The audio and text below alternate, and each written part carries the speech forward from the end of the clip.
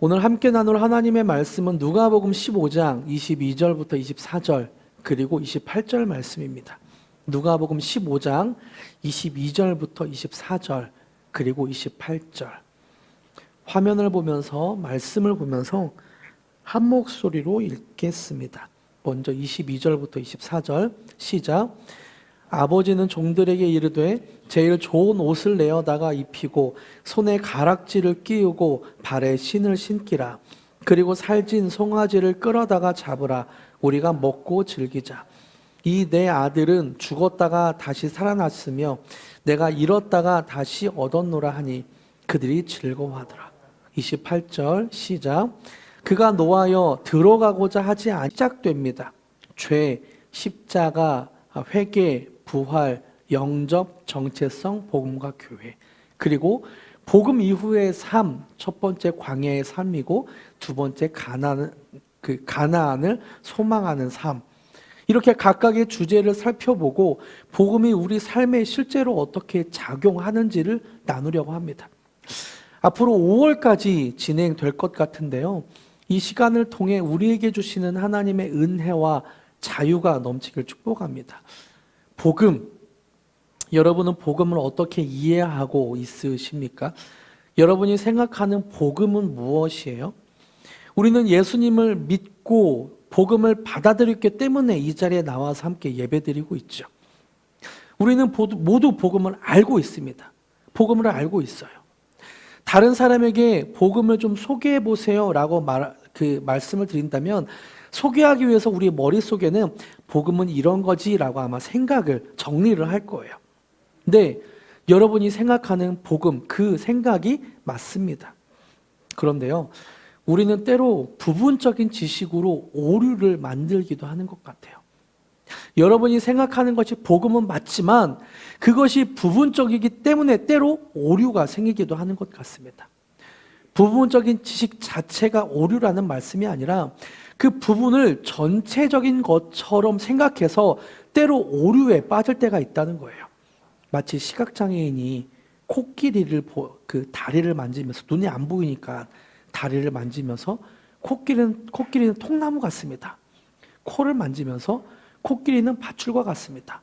배를 만지면서 마치 벽과 같아요. 라고 자기 말만 하는 것과 같은 이치입니다. 자신이 경험한 부분적인 것이 정답이라고 우기는 우화처럼 복음도 마찬가지예요. 복음의 다양한 의미를 모두 알아야 하는데 한 조각만 강조해서 부분적으로만 이해하니까 오류에 빠질 때가 있는 것 같습니다. 이렇듯 사람이 말하는 복음은 때로 작은 조각으로 이해할 때가 많더라고요. 그래서 저는 복음 퍼즐이라는 주제로 9주 동안 말씀을 이어가겠습니다.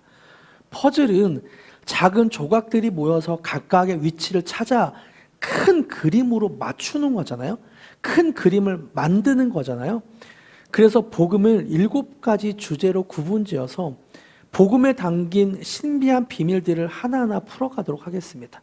죄, 십자가, 회개, 부활, 영접, 정체성, 복음과 교회, 복음 이후의 삶 첫 번째 광야의 삶, 복음 이후의 삶 두 번째 가나안을 소망하는 삶입니다. 이렇게 복음을 세분화해서 단편적으로 알던 것을 전체적인 큰 그림으로 함께 맞춰가려고 하는데요. 오늘은 복음의 첫 번째 퍼즐인 죄에 대해서 함께 좀 말씀을 나눠보려고 해요. 여러분, 죄가 무엇입니까? 제 설교를 듣는 분들은 무수히 많이 죄에 대해서 강조하고 또 죄를 설명하는 설교를 들었을 거예요. 그런데 흔히 사람들이 죄지었다고 말할 때 뉴스에 나올 법한 일을 한 사람을 이야기하더라고요. 학교 폭력, 훔치는 것, 강도, 성폭력 등 잘못하는 행동이나 감옥 갈 만한 일을 한 것을 죄라고 말합니다. 그래서 다른 사람이 나에게 죄인이라고 했을 때 사람들은 좋다라고 생각하잖아요. 당신 죄인입니다. 그러면 내가 뭘 잘못했다고 라고 반응하는 것이 정상적인 반응이죠. 네이버 사전을 찾아보니까 죄에 대해 이렇게 정의하고 있습니다. 죄란 양심이나 도리에 벗어난 행위, 잘못이나 허물로 인하여 벌을 받을 만한 일, 그래서 죄는 벌을 받을 만한 일이기 때문에 다른 사람이 우리에게 너 죄인이야 라고 하면 그렇게 유쾌하지는 않은 것 같아요. 대부분의 사람들은 죄라는 인식을 어떤 사회 규칙을 지키지 않는 행동이라고 여깁니다. 하지만 죄에 대한 예수님의 정의는 이것을 넘어서죠.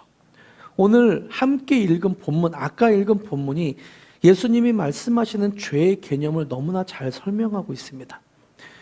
오늘 본문은, 우리가 함께 읽은 본문은 우리가 한 번쯤 들었음직한 이야기입니다. 흔히 우리는 탕자의 비유라고 이야기합니다. 제목에서 알 수 있듯이 우리는 네이버 사전의 정의대로 양심이나 도리에 벗어난 행동을 한 둘째 아들을 죄인이라고 생각하죠. 어떻게 그럴 수가 있어?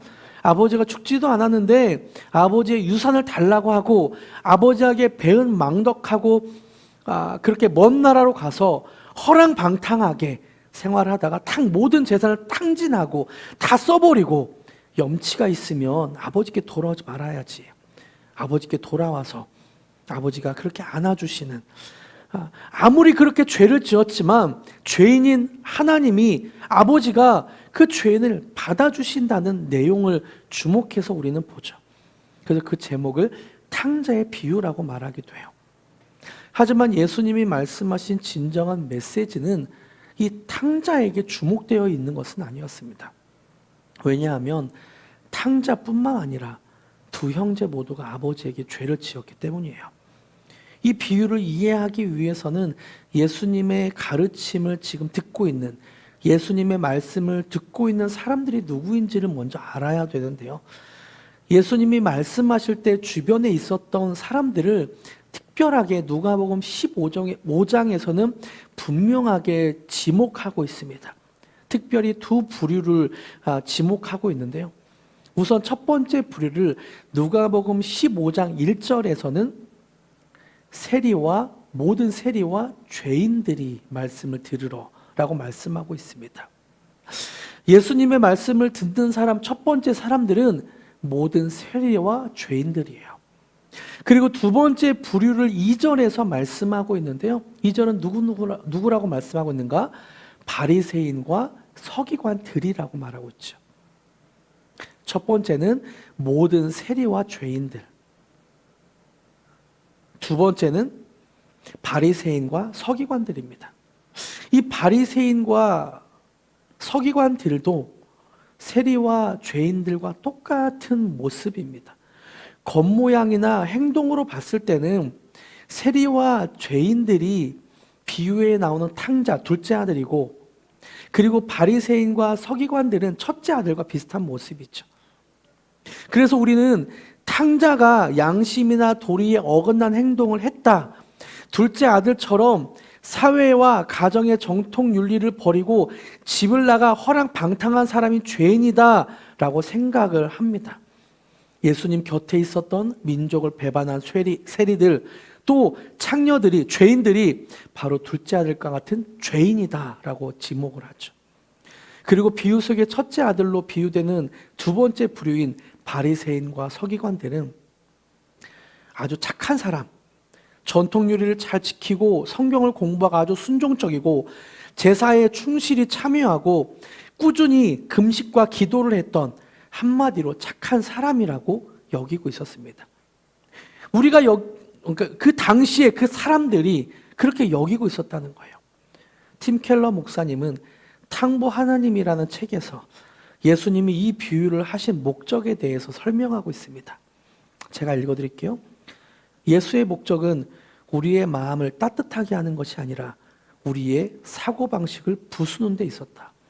이 비유를 통해 예수는 하나님에 대해, 죄에 대해, 그리고 구원에 대해 거의 모든 사람이 생각해오던 방식에 도전한다. 예수의 이야기는 둘째 아들의 파괴적인 자기 중심성을 경고함과 동시에 또한 첫째 아들의 도덕주의적 삶 역시 매우 강하게 정죄한다.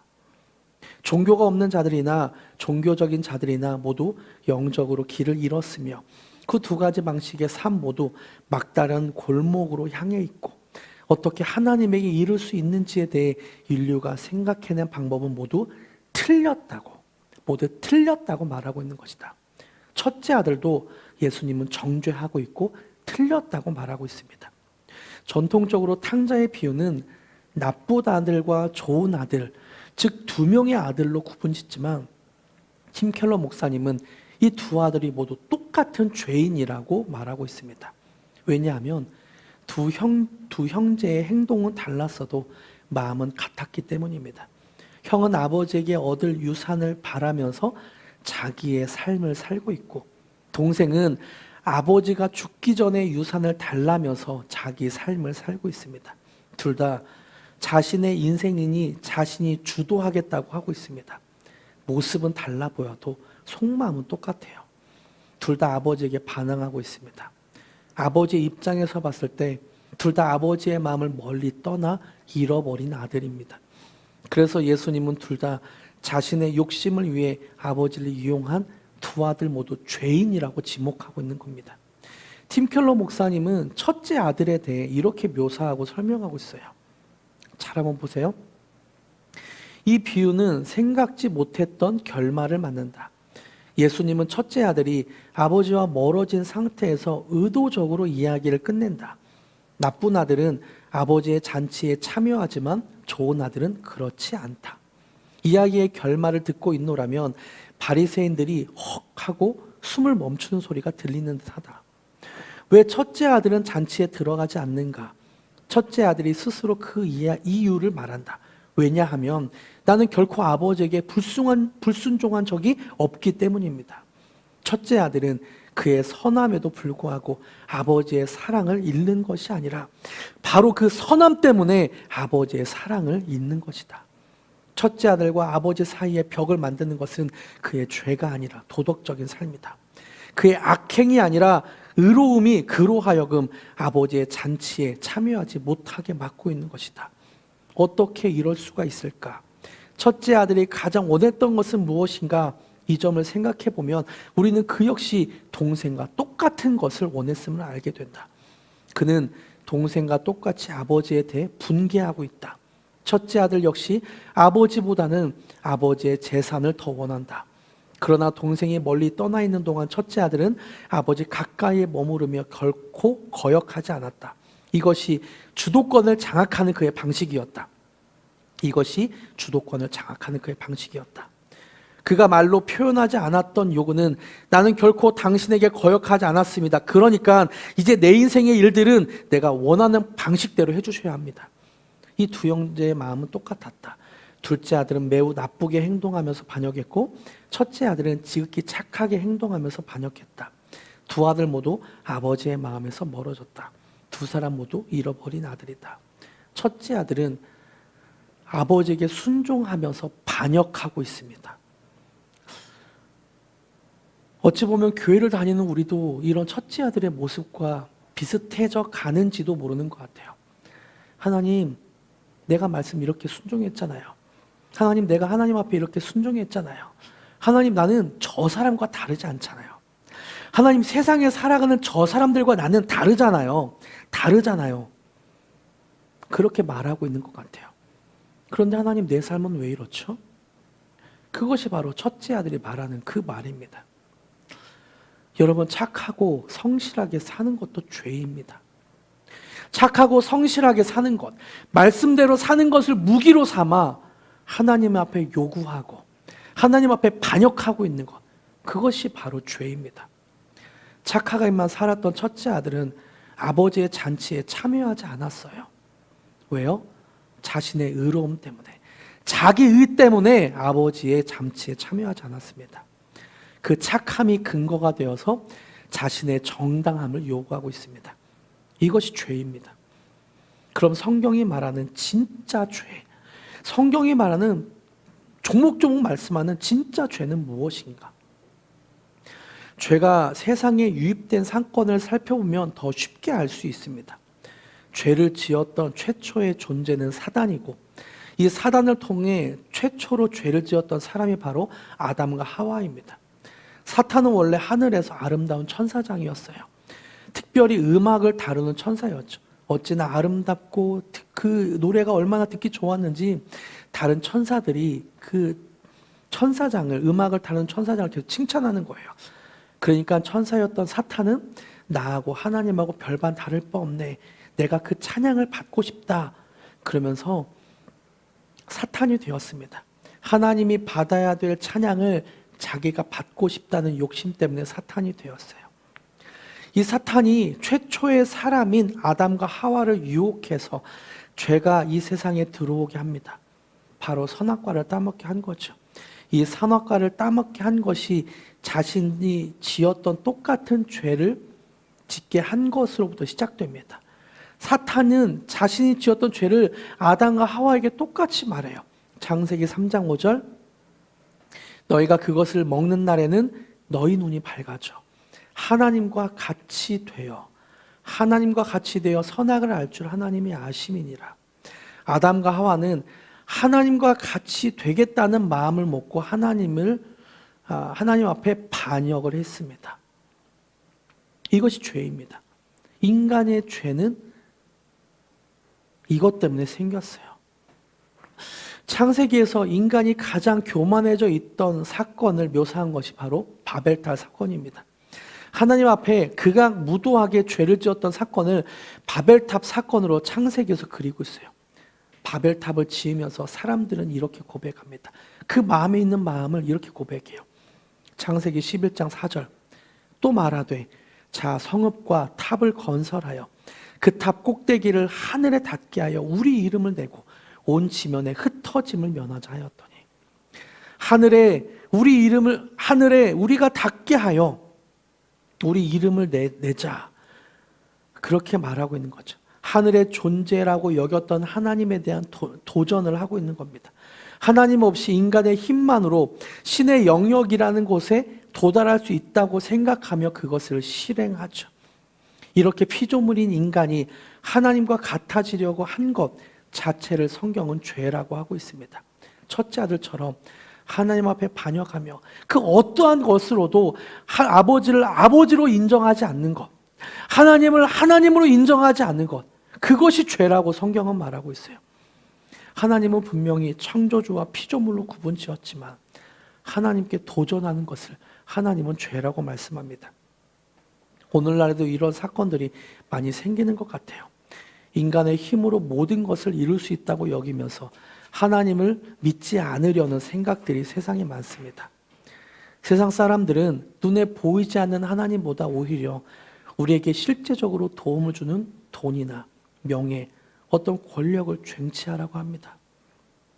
하나님이 해주신 것이 무엇인가 라고 생각하고 나에게 실제로 도움이 되는 돈이나 인간관계, 학위나 스펙을 더 중요하게 여기라고 하기도 합니다.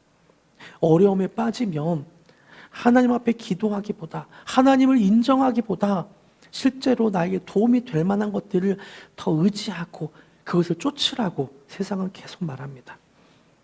그래서 이렇게 자신의 인생에 도움이 될 만한 것들을 쟁취하기 위해 하나님 앞에 반역하며 하나님의 도우심, 하나님을 의지하지 않고 나의 시간과 에너지를 쓰고 있는 거죠. 이런 생각과 행동이 바로 죄입니다. 우리를 창조하시고 우리 인생을 인도하시는 하나님을 무시하고 내가 내 인생의 주인으로 여기는 것이 바로 죄예요. 이것은 내 인생에 하나님이 필요 없다라고 하는 것입니다. 하나님은 나는 너의 하나님이 됨이라, 나는 너의 하나님이 됨이라 라고 계속해서 말씀하시고 우리의 인생에 계속 관여하고 싶어 하시지만 누가복음 15장에 나오는 두 아들처럼 자기의 인생을 하나님 돈 타치, 내 인생 타치하지 마세요. 하나님 유산이나 주세요. 또는 내가 하나님 앞에 이렇게 헌신하며 내가 교회 생활을 이렇게 헌신하면 하나님 나한테 이렇게 해줘야 되는 거 아니에요. 이렇게 요구하면서 그렇게 하고 있진 않나. 이것이 바로 죄입니다. 그래서 로마서 1장 28절에서는 이렇게 말씀하고 있어요.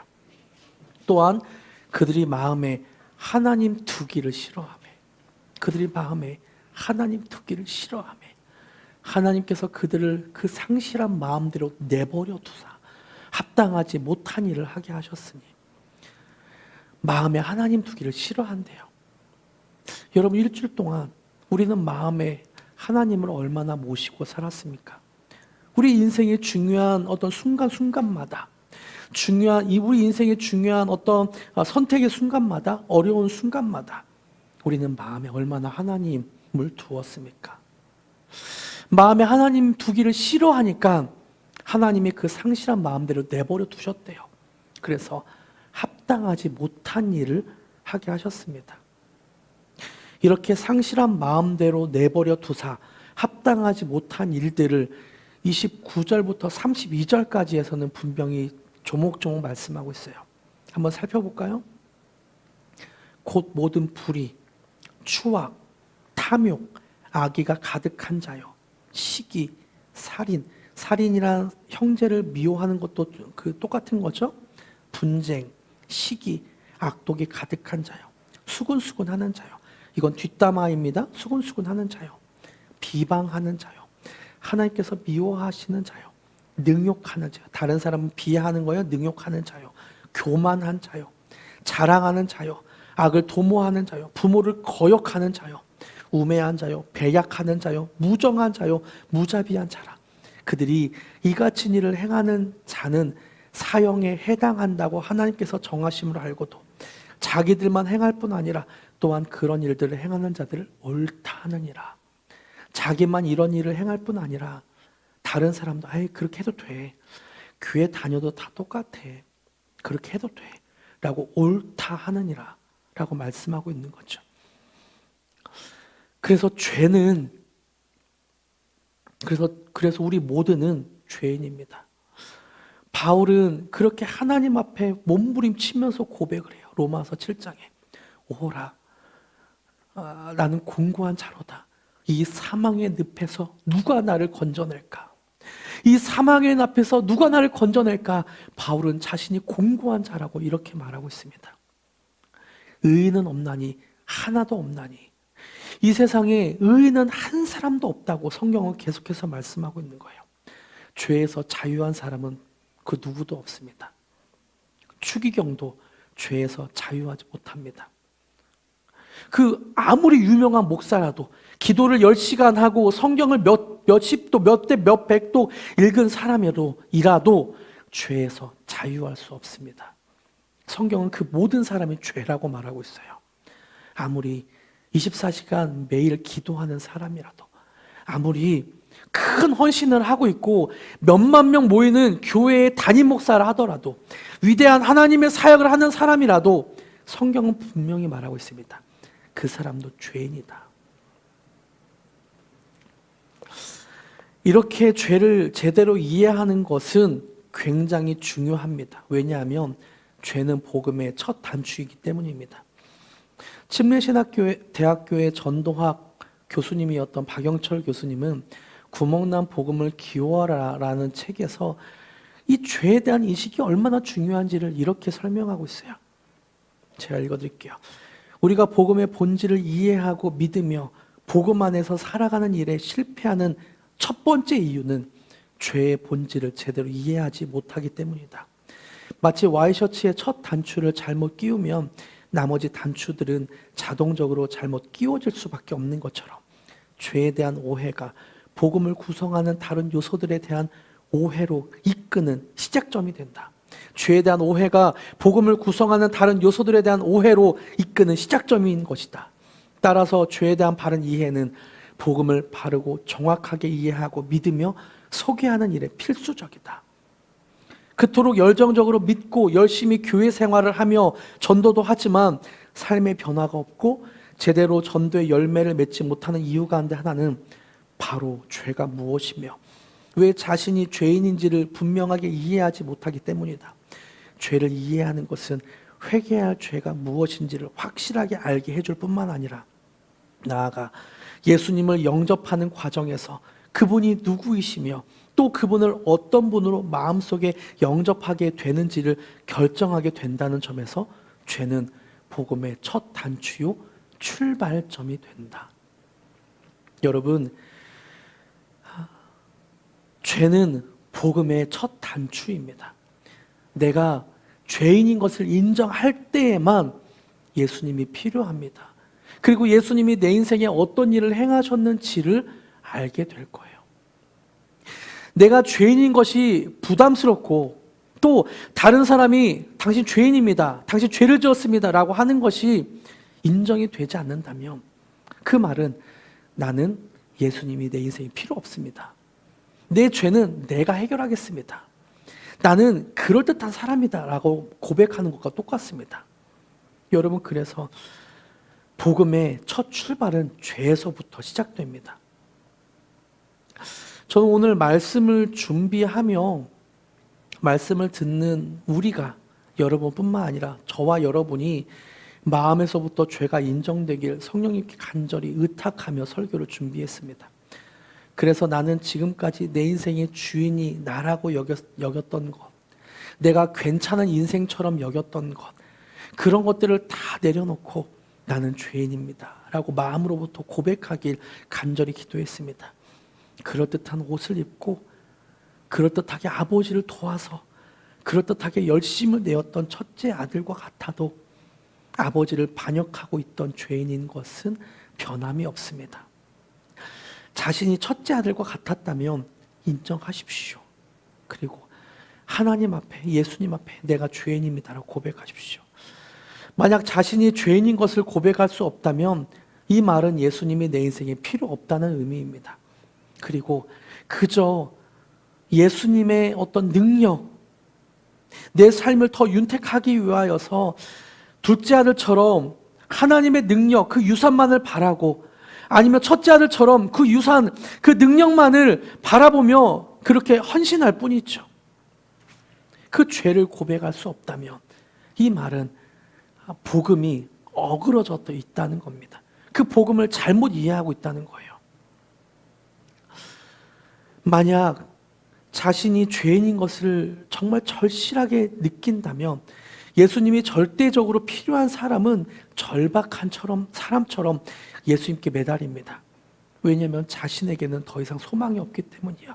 자신은 이 죄를 도저히 해결할 수 없기 때문입니다. 자신의 힘으로는 인생을 한 시간도 살아갈 수 없기 때문에, 이 죄의 문제를 도저히 해결할 수 없기 때문에 절박하고 간절하게 예수님께 매달릴 수밖에 없습니다. 내가 그럭저럭 소망 있는 인생이라고 생각된다면 예수님을 찾지 않을 거예요. 하지만 내가 한시도 나에겐 전혀 소망이 없습니다. 나는 한 시간도 자랑할 것도 없고 소망이 없습니다 라고 생각이 된다면 예수님을 찾게 될 것입니다. 이렇게 자신의 죄됨을 인정하고 예수님을 간절히 바라는 마음으로 주님 앞에 찬양하며 좀 기도하고 싶어요. 찬양을 하기 전에 먼저 1분간 좀 잠잠히 묵상하며 기도할까요? 혹시나 나는 괜찮은 사람처럼 생각하고 있진 않았는지, 하나님 없이도 예수님 없이도 나는 그런 대로 일주일 잘 살아가고 있진 않았는지, 예수님 없이 그냥 어려움이 생길 때 이거 이렇게 처리하면 되지, 내가 했던 방법대로 내 생각대로 처리하고 그렇게 있진 않았는지, 아니면 그 문제의 원인을 다른 사람들에게 원망하거나 그렇게 불평하고 있진 않았는지. 우리는 죄인입니다. 그 죄를 해결할 수 없는 존재입니다. 내 인생은 소망이 없습니다. 철저하게 성령님 우리의 죄를 깨닫게 하시고, 그래서 예수님이 필요하다고 고백하게 하여 주시옵소서. 1분간 그렇게 함께 좀 묵상하며 기도하길 원합니다. 함께 기도하시겠습니다. 하나님, 나는 죄인입니다. 주님, 나는 죄인입니다.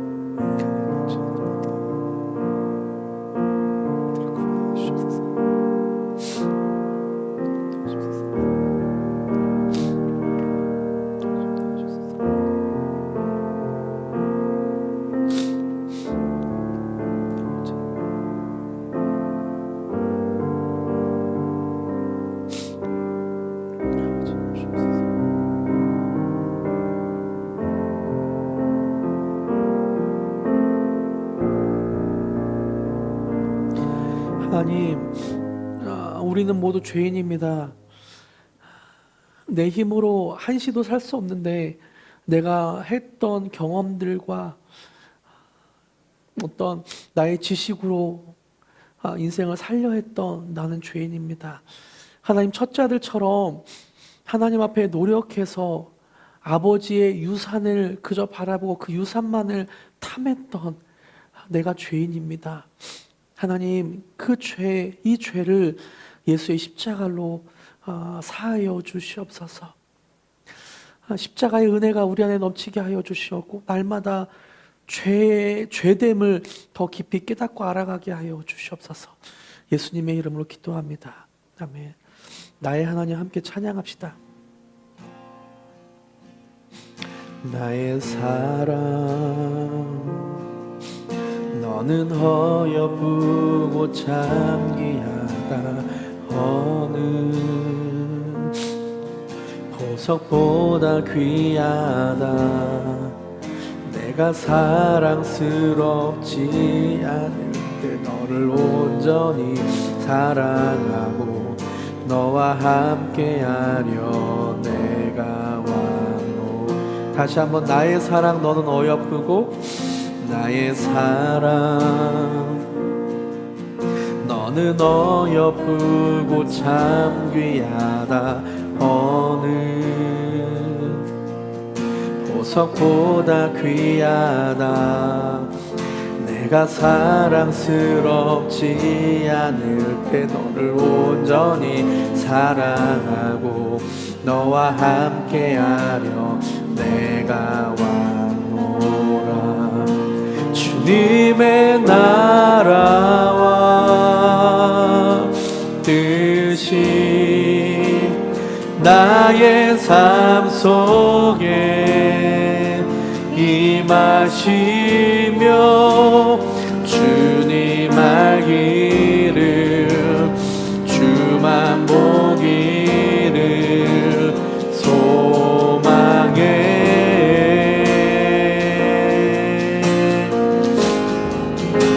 거룩히 살아갈 힘과 두려움 없는 믿음 주신 나의 하나님, 완전한 사랑 찬양해. 주님의 나라와 주님의 나라와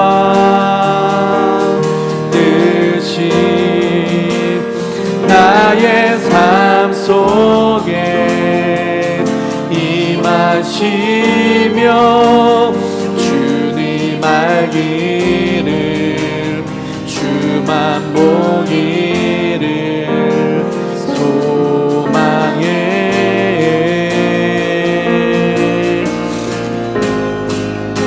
거룩히 살아가 힘과 두려움 없는 믿음 주실 나의 하나님, 완전한 사랑 찬양해. 주님의 나라와 주님의 나라와 뜻이 나의 삶 속에 임하시며 주님 알기를 주만 보기를 소망해.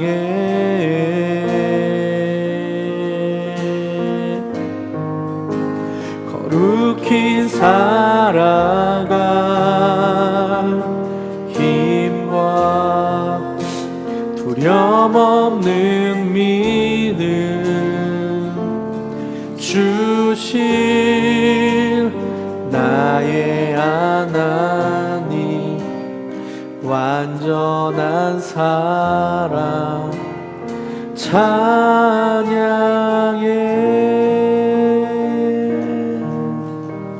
제가 다시 한번 기도하겠습니다. 하나님, 우리가 하나님의 뜻대로 살아가길 원합니다. 하지만 여전히 죄된 모습으로 내 힘으로 이 세상을 살려 했던 것들이 있습니다. 하나님, 무심결에 우리가 첫째 아들이 되어서 하나님의 아버지의 유산만을 바라보며 아버지가 하나님이 나에게 무엇을 해주실 수 있지라고만 생각하며 그렇게 유산만을 바라보며 하나님 앞에 반역을 했습니다. 하나님, 우리가 죄인인 것을 마음으로 영으로 깨닫게 하여 주시옵소서. 그래서 성령님, 일주를 살아가는 동안 주님이 날마다 찾아와 주시옵고 우리가 죄됨을 깨닫게 하여 주시옵소서. 요한복음 16장 9절에 보니까 죄에 대하여라 함은 예수님을 믿지 아니하며라고 되어 있습니다. 그 죄를 성령님이 보혜사 성령님이 우리에게 오셔서 깨닫게 하여 주시옵소서. 그렇게 행하실 주님을 찬양하며 예수님의 이름으로 기도드립니다. 아멘.